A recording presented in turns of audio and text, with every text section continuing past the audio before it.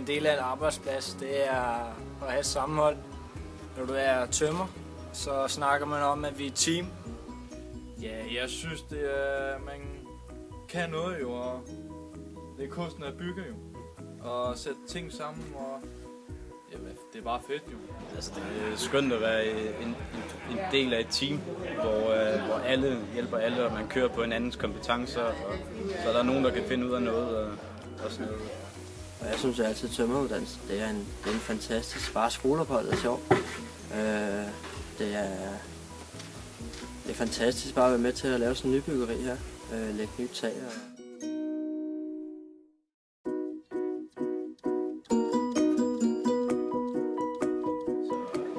Altid interesseret mig for træfagets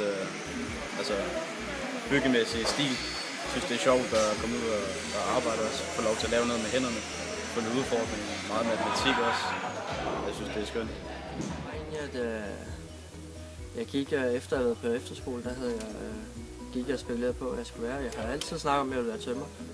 Men jeg vidste ikke, om jeg skulle gøre det, eller hvad jeg skulle gøre. Så startede jeg på teknisk skole. Og så fandt jeg meget hurtigt ud af, at det var det, jeg ville. Kunsten at bygge, det er simpelthen... Der er nogen, der synes, at bygge huset det er meget kompliceret, men det synes jeg ikke, når man først får det lært jo. Og vores fremtid det er simpelthen grøn energi og sparenergi simpelthen.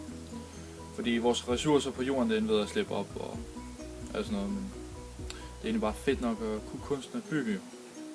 Men der vil altid være brug for en håndværker.